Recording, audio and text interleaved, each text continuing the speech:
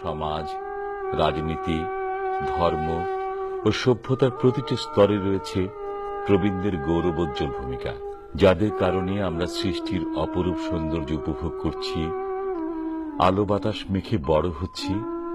সেই প্রবীণরা সমাজে আজ অবহেলা, অবজ্ঞা আর অশ্রদ্ধার পাত্র।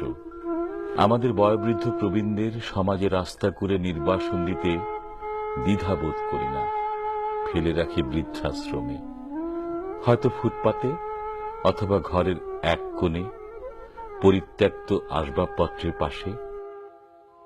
মুন্নি, মুন্নি, ওই মুন্নি, মুন্নি রে, কি রে, কেমন আছিস? ঈদে কি তোর ওইখানে ঈদ করবো না এখানে করবো? শুক্রটা তো বলছে ঈদের পরে নিয়ে যাবি, তুইও তো বললি ঈদের পরে নিয়ে যাবি, ওই যে কান্দি বললি আম্মা মাফ করো ঈদের পরে নিয়ে যাবো, নিয়ে যাবি? তাহলে মনটা খুব খুশি লাগবে। নিয়ে যা, আবার যদি তুই মনে করিস যে না এখানে রাখবি, এখানে ভালোই আছে, থাকবো, এখানে আবার আছে, তো তোদের কোনো ডিস্টার্ব করবো না। এখানে তুই আসছে বলছিস, আসছি, কোনো ডিস্টার্ব করবো না, যা তুই যখন যা হুকুম করবি তাই।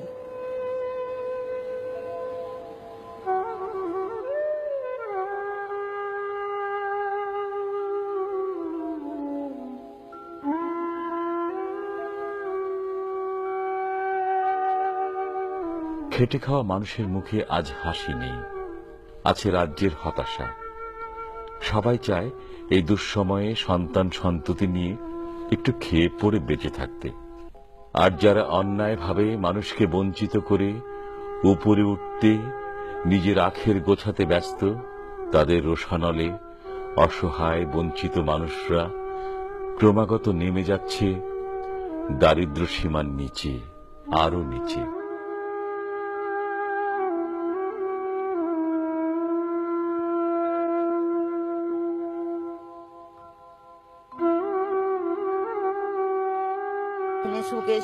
সুখে শান্তিতে ভালোই আছি।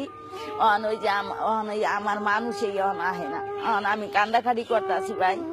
আমার মানুষ এই যে আমার পোলাফানে এই যে আমারে দিয়া গেছে, ফোনও করে না, খোঁজ খবরও লয় না। কুরবানি ঈদরা এটা কত মানুষ চাইবো, আমি চাইতে পারলাম না ভাই।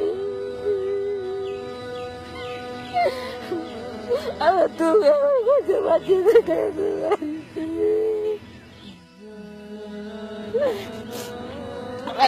একটা ফুল একটা মাইয়া এই যে দিয়া গেছে, খোঁজ খবর কিছুই না, তুই ফোনও করে না ভাই। আমার কাছে ঠেকাতে নিয়ে আমার দুনিয়াতে কেউই নাই, এইরকম লাগে আমার কাছে ভাই। রাত্রে কোনো রকম থাকি আর চিন্তা ভাবনায় ভাই, ভালো লাগে না ভাই।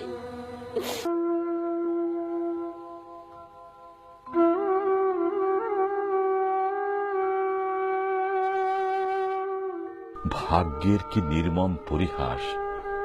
বৃদ্ধ বয়সের জীবন সন্ধ্যায় এসে নিজেদের সন্তানদের দ্বারাই অপাংতেয় হয়ে যাচ্ছেন তারা। আর তাদের মধ্যে যারা ভাগ্যবান, তাদের আশ্রয় মিলছে বৃদ্ধাশ্রমে। আর অধিকাংশ হয়তো চোখের পানি ফেলে অনাহারে অর্থাহারে শেষ অধ্যায়টি অত্যন্ত করুণভাবে অতিবাহিত করে চলেছেন।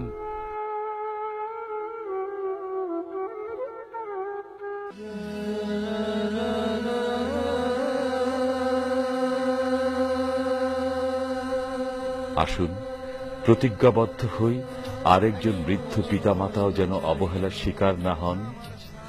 ঘরের পরিত্যক্ত আসবাবপত্র হিসেবে নয়, পিতামাতার অবস্থান হোক সংসারে সবচেয়ে দামি অলংকারের মতো, সবচেয়ে মূল্যবান সম্পদের মতো।